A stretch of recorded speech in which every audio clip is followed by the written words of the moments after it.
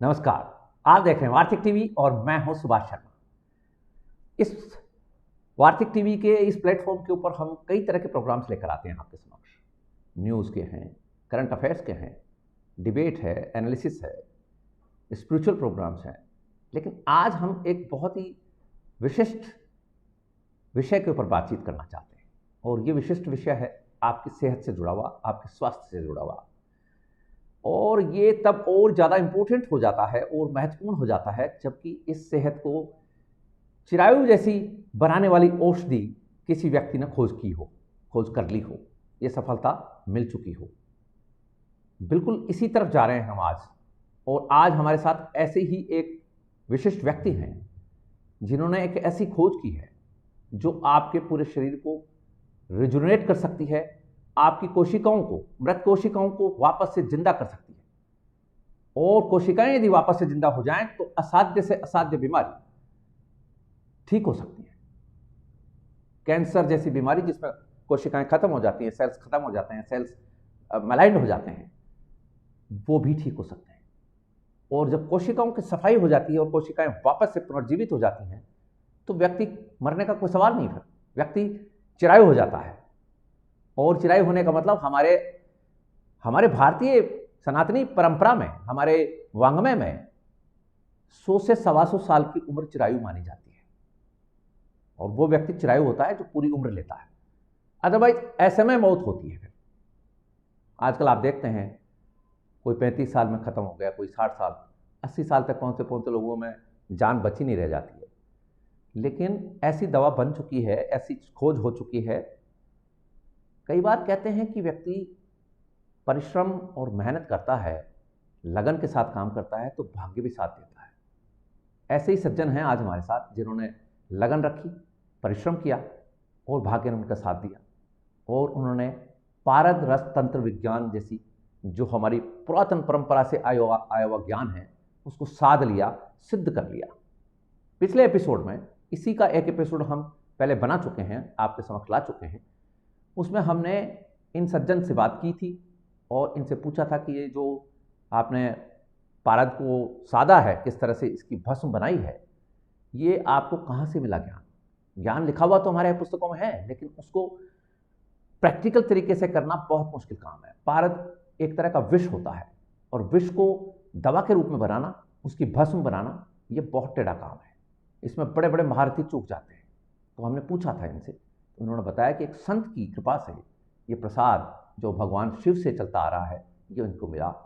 और ये सज्जन हमारे साथ जो हैं ये आयुर्वेदिक चिकित्सक हैं, वैद्य हैं। वैद्य सुभाष चंद्र शर्मा वैद्य सुभाष चंद्र इनका नाम है।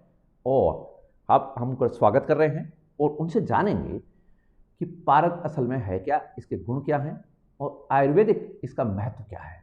तो चलिए करते हैं स्वागत वैद्य सुभाष चंद्र जी का।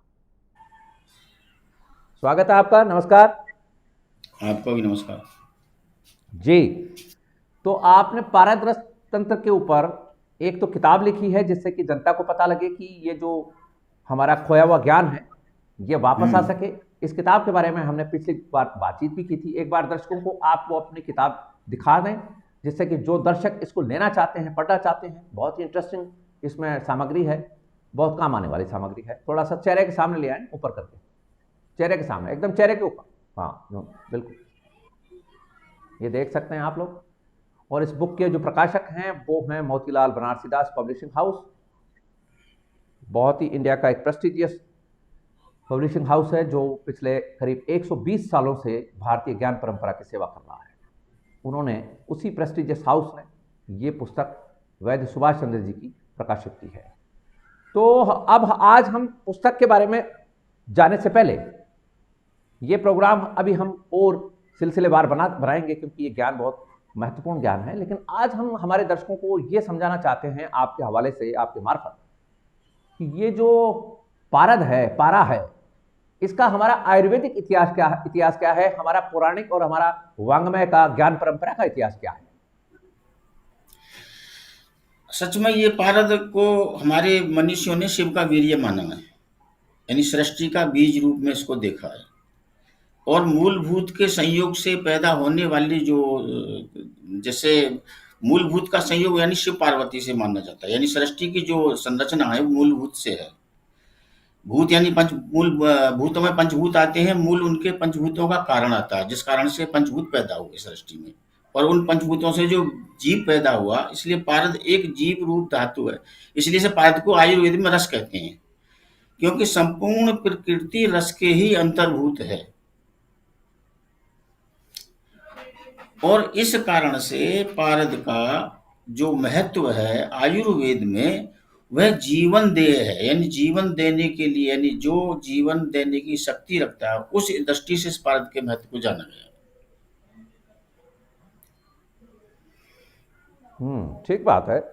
तो ये जो हमारा ज्ञान परंपरा का सिलसिला है, ये आपने शुरू तो किया है भगवान शिव शंकर से, लेकिन ये बाद में किसको मिला, कैसे ये मनुष्य के पास पहुंचा है, मनुष्य को किस तरह से? मैं सच बात में, यानी हमारे यहाँ तो यहाँ तक पारद को साक्षात ब्रह्म का स्वरूप कहा है। मनीषियों ने अगर कहा है अगर आपको ब्रह्म को देखना है, जानना है, तो पारद को जान लो। पारद एक आत्मा का रूप है। जिस तरह से जीवों में जीवात्मा का एक अलग से दर्शन होता है, उसका एक अलग से, उसका मतलब बड़े बड़े योगी ऋषि महात्मा उसका उसका वो, इसी तरह से पारस का रस विज्ञान का एक अपना अलग महत्व यह है, यानी समस्त सृष्टि जिसके अंतर्भूत हो रस, वह रस, उस पारद को आयुर्वेद मनीषियों ने रस कहा है। इसी को अमृत के रूप में देखा है। इससे पारस जैसी अनेक कल्पनाएं हैं कि जो पहाड़ों का भी सोना कर दे। तो पारद का एक महत्व इतना, पारद के अगर महत्व को हम देखें शिव के रूप, शिव के साथ जोड़ करके, तो यानी सृष्टि का सृजन कारण है ये। इसमें सृष्टि के संपूर्ण सृजन का कारण होने से इससे अनेक प्रकार के उपादान और रचनाओं की बातें होती रही हैं प्राचीन काल से ही, और इसी से अमरता की बात मनुष्यों ने सोची थी। परंतु पहले पारद शिव के आश्रित होने से ये अमृत ही था, और इसको खा करके देवता लोग अमर होते थे। कुछ बाद में ऋषि मुनि भी अमर हुए, उसके बाद में कुछ मनुष्यों को ज्ञान हो गया, कुछ मनुष्य भी अमर होने लगे। तो देवताओं ने शिव से ये कहा कि जब मनुष्य से अमर हो जाएंगे, हमारी क्षमता से प्राप्त कर लेंगे, तो फिर हमारा कोई महत्व नहीं रहेगा। तो उन्होंने फिर इस पारद को विषाक्त गुणों से पैदा कर दिया, यानी इसमें विष पैदा कर दिए। और जो अनेक प्रकार के विष मिलने से फिर इसका प्रयोग होने से ये मारक हो गया, यानी एक तरीके से इसमें मतलब मृत्यु देने का गुण पैदा हो गया। तब फिर मनीषियों ने आगे चल के इसका शोध करके उन विषयों को, जो विष के अंदर थे, वो अलग हो करके इसको खाने योग्य यानी सेवन के योग्य बनाने का प्रावधान जो है पारद के संस्कारों में दिया गया। तो पारद के 18 संस्कार उन्होंने, मुख्य तो 16 संस्कार होते हैं, परंतु उन्होंने पारद के 18 संस्कार विधिवत दिए। और शुरू से ही हमारी दृष्टि पारद पर मेरी रही है अपने गुरु की कृपा से, और इसके कौतूहल अद्भुत गुणों को मैंने जाना, समझा, इसमें रचनात्मक इसकी क्रियाओं को देखा। मैंने इससे रचनाएं भी की हैं, जो आपके टीवी चैनल के माध्यम से हम लोगों को दिखाएंगे भी कि पारद से किस प्रकार से रचनाएं होती हैं और पारद किस प्रकार से देहोपयोगी होता है। इस सृष्टि में अगर कोई सिद्धौषध है तो वह केवल पारद ही है, अन्यत्र कुछ नहीं है।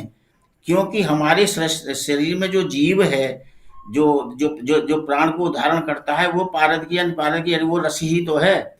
आज वैज्ञानिक इस बात को मानते हैं कि पारद का अंश शरीर में होता है। जैसे स्वर्ण, रजत, ताम्र आदि धातु अल्प मात्रा में अनेक होती हैं, लेकिन उनमें मुख्य पारद ही होता है। जिसे शरीर का जो ओज होता है, यानी जैसे उसका ऑरा, आभा मंडल होता है, वो पारद का ही दिखाई पड़ता है।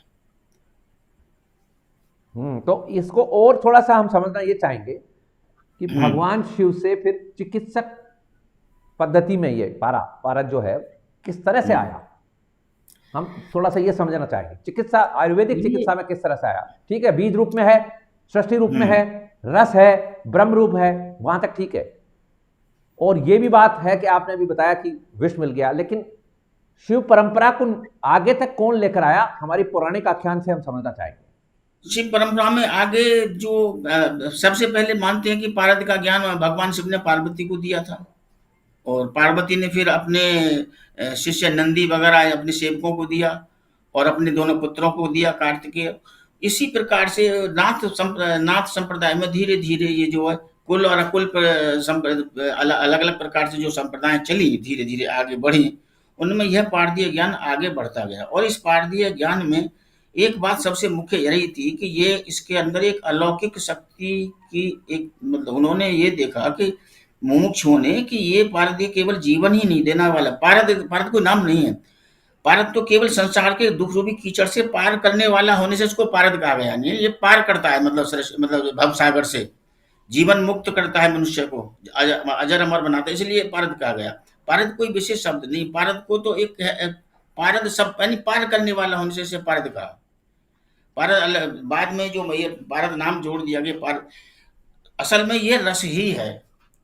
और इस रस की जो आंतरिक भूमंडलीय क्रियाएं जमीन में होती हैं, उससे स्वर्ण आदि निर्माण होते हैं, ज्वालामुखियां फटते हैं इसके तेज से, और ये कभी उन भूखंडों के साथ बाहर आता है। और अब तो इसको परिष्कृत करने के अनेक अनेक प्रकार के साधन जो व्यापारी लोग और व्यवसाय की दृष्टि से पैदा कर लिए, जो और इसका व्यापार भी होने लगा है। इटली, चाइना, ये सारे कई देश हैं जो पारद को परिष्कृत करके मिट्टी वगैरह से अलग निकालते हैं, गहरे कुओं से निकालने का प्रावधान उन्होंने किया। लेकिन प्राचीन काल में हमारे यहाँ पारद शिव के आश्रित कभी कैलाश के क्षेत्र में रहा था, और शिव के इसलिए वो कैलाश क्षेत्र में होने से शिव के आश्रित रहा था।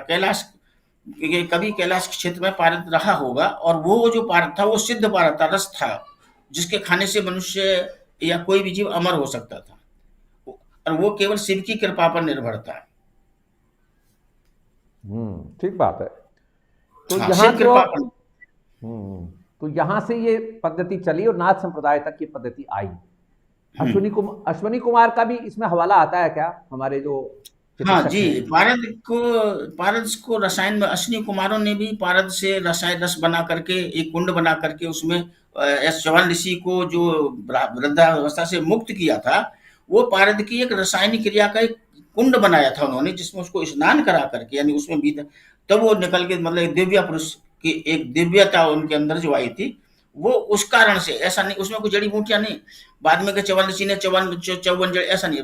हमारे यहाँ रस का बहुत बड़ा महत्व है। जो रस वैद्य होता है उसी को वैद्य कहते हैं, उसको देव वैद्य कहते हैं शास्त्रों में, यानी देवताओं की चिकित्सा करने वाला। अगर रस वैद्य यहाँ भी है, मन जड़ी बूटी से जो चिकित्सा होती है उसको मानुष वैद्य कहते हैं, यानी मनुष्यों के लिए घास फूस की चिकित्सा है। और चीर फाड़ की जो चिकित्सा होती है इसको हमारे यहाँ शास्त्रों में अधम चिकित्सा गया, मतलब अधम का मतलब बहुत नीचे, मतलब दुष्ट प्रवृत्ति की चिकित्सा, जिसमें चीर फाड़ करी है। लेकिन जो रस का सेवन जानते हैं, रस का सेवन करने से रस जरा व्याधि का नाश करता है। सबसे बड़ी बात है रस के अंदर, क्योंकि रस से जीवन है। अगर रस शरीर में नहीं होगा तो मनुष्य के अंदर जो जैसे जैसे रस शरीर के अंदर वो कोशिकाएं नष्ट होती चली जाएंगी, आदमी बूढ़ा होता चले जाएगा, खाल जरूरियां पड़ती चली जाएंगी। अगर रस की उत्कर्षता शरीर के अंतिम छोर तक जाएगी तो ऑक्सीजन उस रस तक जाएगी जहां तक ऑक्सीजन जारी रखो, उनके आखिरी भाग तक भी ऑक्सीजन जाएगी, क्योंकि वहां तक रस जा रहा है। जहां तक रस जाएगा वहीं तक ऑक्सीजन जाएगी, और ऑक्सीजन जाएगी तो वो तरोताजा बना रहेगा शरीर। जहां ऑक्सीजन नहीं जाएगी, जो विकारों से वहां रुकावट हो जाएगी, रस नहीं पहुंचेगा, वहां खाल सुकड़ जाएगी, झुर्रियां पड़ जाएंगी, बुढ़ापा आ जाएगा। और जीवन मृत्यु का कारण भी यही बनता है, क्योंकि जैसे जैसे दोष दूसरे विकार बढ़ते चले जाते हैं शरीर में, और शरीर के अंदर जो कोशिकाएं वो सुकड़ती चली जाती हैं, और वहाँ ऑक्सीजन पूरी मिलती नहीं है। और जब ऑक्सीजन पूरी नहीं मिलती तो वो चीजें वहां से एक तरह से डैमेज होने लगती हैं, और धीरे धीरे शरीर पूरा उसका जैसे सुकड़ता, जैसे फल पकने के बाद में फिर बाद में सुकड़ता हुआ चला जाता है, ऐसे शरीर चुचड़ने लगता है उसका, एक तरीके से उसकी सारी चीजें खत्म हो। और यदि रसायन का प्रयोग आदमी जानता है करना, तो वो जो रसायन के प्रयोग से वो जो चीजें हैं, रस जो है पूरे शरीर में, रस पारद की जो रस का मतलब रस है, वो पारद से फूके हुए जो धातु है, मतलब ताम्र धातु या सोना चांदी पारद से फूक करके जो बनाए जाते हैं, वो पूरे शरीर में फैल जाते हैं। और जब पूरे के शरीर में कोशिका में धातु फैल जाएगा तो वो धातु एक तो जल्दी से खत्म नहीं होगा शरीर से। जो जो धातु हमें भोजन के इसके द्वारा मिलता है बहुत अल्प मात्रा में, वो धातु हमने सीधा डायरेक्ट खा करके अपने शरीर में प्रवेश करा लिया। सपोज करो आपने बहुत सारी चीजें खाई और तब आपको मिलीग्रामों में कोई ये मॉलिक्यूल मिला किसी धातु का, और आप डायरेक्ट किसी मॉलिक्यूल को डायरेक्ट ही शरीर में ले रहे हो, और वो डाइल्यूट हो रहा है पूरे आपके शरीर में, बॉडी में डाइल्यूट हो गया पूरा मॉलिक्यूल जो आपने खाया, उसका कोई साइड इफेक्ट नहीं आया, तो आपने तो जीवन शक्ति को अपने अंदर रख लिया। इसी प्रकार से पारद में जो जीवन देने की शक्ति थी, वो धातुओं को आत्मसात करके, और जब वो भस्म बनता है तो वो सारे शरीर में उस भस्म डॉल्यूट हो जाती है, और जब सारे शरीर में भस्म डॉल्यूट हो जाती है तो उसमें जो बुढ़ापे के लक्षण आते हैं वो नहीं आते, वात पित्त कफ आदि दोष उसके अंदर पैदा नहीं होते। हमारे आयुर्वेदिक चिकित्सा में वात पित्त कफ की ही चिकित्सा मानी गई है, और इन्हीं के दोष से जनित विकारों से ही मनुष्य का जन्म मरण माना गया है। जन्म भी वाद वायु और पितृ इनसे होता है, इन्हीं से स्वभाव और प्रकृति भी इन्हीं से मनुष्य की बनती है। इसी में कफ प्रकृति के लोगों का स्वभाव अलग होगा, वात प्रकृति के लोगों का स्वभाव अलग होगा, पित्त प्रकृति, इनके मिश्रित प्रकृतियों का स्वभाव अलग होता है। ये अष्टांग हृदय वगैरह में इनमें सारा बड़ा लंबा चौड़ा आयुर्वेद है। इस क्षेत्र हमारे मनीषियों ने इतना लिखा है कि इतना ये सूक्ष्म ज्ञान है कि ये मतलब अगर इसको आदमी समझता है तो मैं कहता हूँ इसको अपने ज्ञान के द्वारा समझ करके जान करके अमरता प्राप्त करता है। और इसी ज्ञान के आधार पर योग क्रियाओं का विकास हुआ। क्यों? क्योंकि योग में पारद का महत्व रस ज्ञान को सहायक माना गया है। अगर रस सिद्ध हो जाएगा आदमी तो योग तो सिद्ध, यानी राजयोग वगैरह की सिद्धि तो स्वतः होनी है। क्यों? कि राजयोग की सिद्धि के लिए जिन बातों की शास्त्रों में कुंडली वगैरह की बातें की गई हैं, उसमें पारद को भी कुंडलिनी जागरण का एक साधन माना गया है। ये बात मैं बहुत गहनता से एक आध्यात्म ज्ञान की बता रहा हूँ, जिस पर मैं अपनी एक ऐसी पुस्तक लिख रहा हूँ जो योग और आयुर्वेद के समन्वय से जो आध्यात्म ज्ञान की पराकाष्ठ की कुंडली से जुड़ी हुई है, जहाँ से जो मनुष्य में दिव्यता लाती है और उसमें अलौकिक शक्तियों का संचार करती है। वो उसके कारण रूप क्या है, वो सारी बातें उस पुस्तक में, मतलब दीर्घ जीवन का जो रहस्य है उसमें मैं दूंगा जो है। और ये अभी मेरी शुरुआत है, हालांकि उम्र काफ़ी हो रही है 72 साल, लेकिन अभी तो लगता है कि मैं अपने को बच्चा जैसा ही महसूस करता रहता हूँ। ऐसा नहीं लगता है कि मैं बूढ़ा हो रहा हूँ। लेकिन एक बार बीच में पीछे हो गया था, ये बात मैंने बताई थी, लेकिन अब नहीं। अब तो मैं बिल्कुल अपना, ये लगता है कि मैं दिन पे दिन पिछले जैसे जैसे समय मेरा आगे बढ़ता है, अब मैं और ज़्यादा तरुण होता जाता हूँ।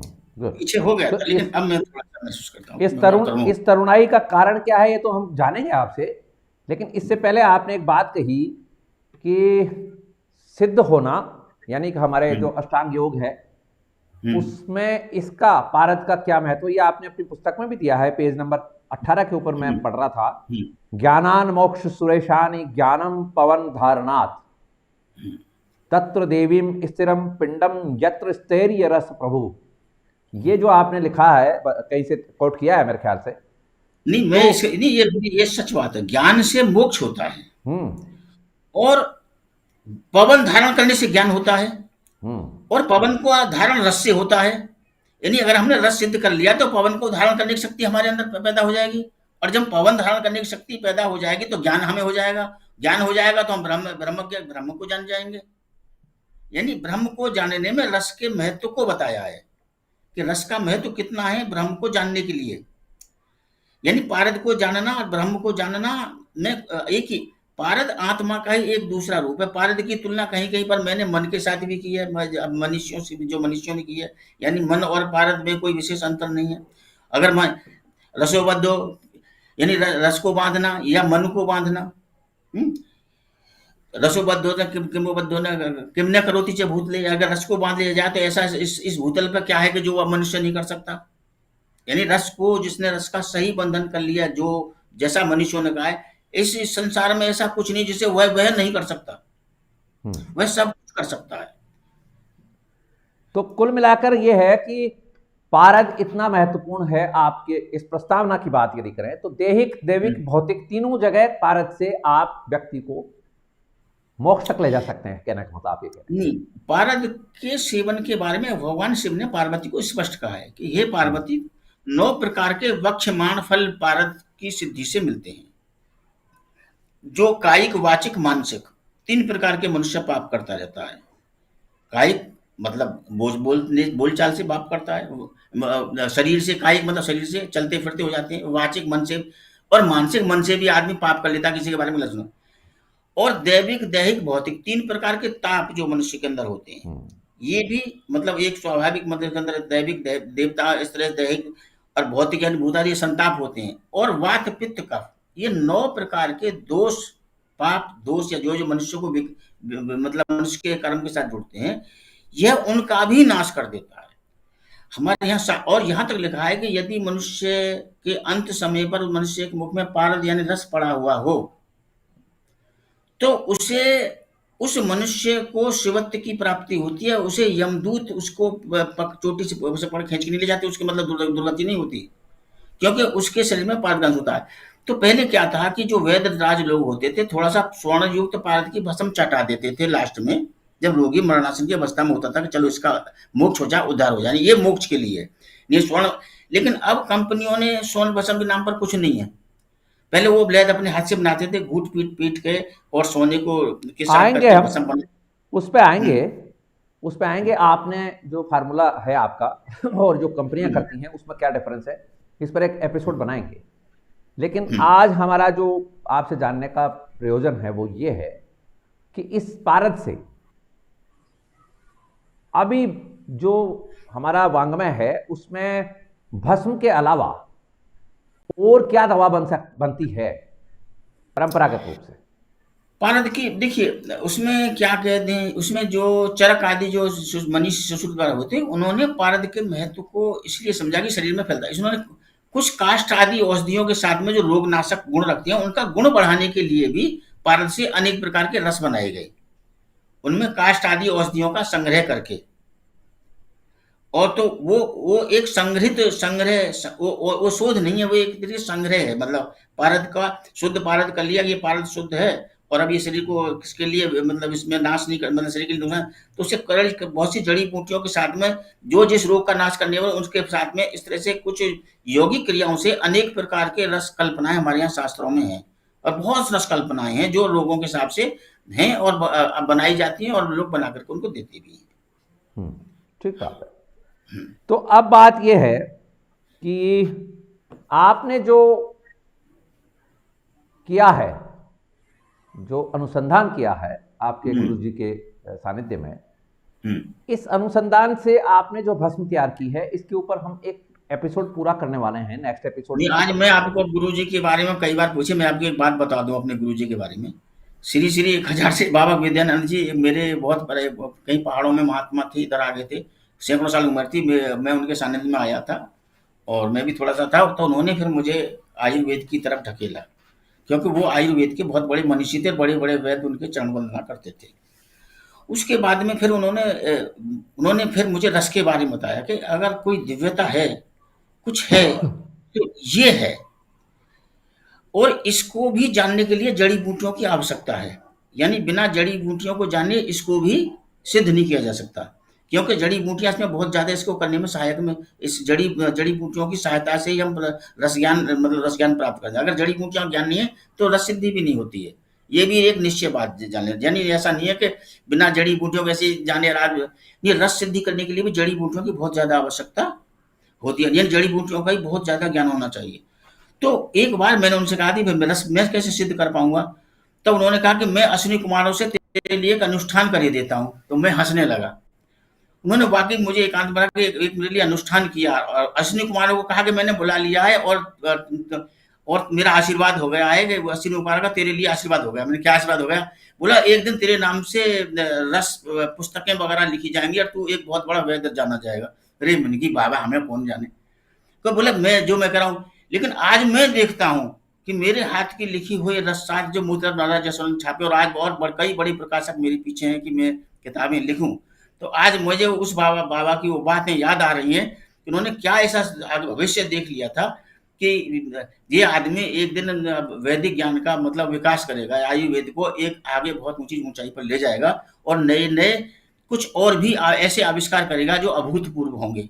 ये उन्होंने बोला कि मैंने मैंने अपनी तरफ से ने कहा कि ये अश्विनी कुमारों के द्वारा कहलाई हुई बात मैं बता रहा हूँ, जो इस अनुष्ठान जग में मैंने तेरे करके जो साधना करके जो उनसे बात की है उन्होंने बताया है। जबकि मैं उस समय आयुर्वेद के विषय में ऐसा कुछ जानता भी नहीं था कि क्यों। उनके 2-3 साल के बाद ही मुझे फिर मैंने जड़ी बूटियां किताब लिखी, फिर मेरा जो उन्होंने मार्ग बताया, इस तरीके से मैंने बहुत सारी किताबें जड़ी बूटियों पर आयुर्वेद पर लिखी। बाद में मोतीलाल बनारस वालों की नजर मुझ पर चली कि ये आदमी उनके बराबर में प्रकाश चाहते थे कि मेरी सारी किताबें बहुत अच्छी बिकती है और बड़ा अच्छा ज्ञान देता है, या ज्ञान मतलब एक सार्थक ज्ञान आयुर्वेद को लेकर। तो ठीक ये बात। 2006 से हमारी भारत 2006 से हम मैं मोतीलाल बनारस से जुड़ा हुआ हूँ और मैं चाहता हूँ कि भविष्य में भी मैं उनके साथ ही जुड़ा रहूँ और मेरी जो किताब हैं ये हजारों में लाखों में लोग पढ़ें और देखें और जानें और समझें कि वाकई आयुर्वेद में रस का क्या महत्व है। ठीक बात।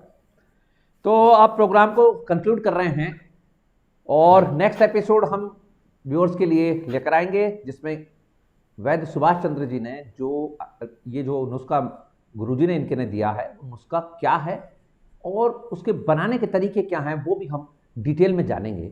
लेकिन आज हम आपसे ये जानना चाहेंगे नेक्स्ट एपिसोड के लिए कि क्या ये जो आपका रस है, जिस रस को आपने सिद्ध किया है, ये स्वस्थ आदमी को ही स्वस्थ बनाता है या कि व्याधियां जो हैं, कैंसर जैसी जो व्याधियां हैं, टीबी जैसी जो व्याधियां हैं, ग्लूकोमा है, ब्रेन हेमरेज टाइप की जो चीजें हैं, इनमें भी जो रोगी हो चुके हैं उनको भी क्या ये ठीक कर सकता है, ये हम नेक्स्ट एपिसोड में आपसे जानने का प्रयास करेंगे। आज का प्रोग्राम अभी तक यहीं समाप्त कर रहे हैं, कंक्लूड कर रहे हैं और आपको बहुत बहुत धन्यवाद। नमस्कार।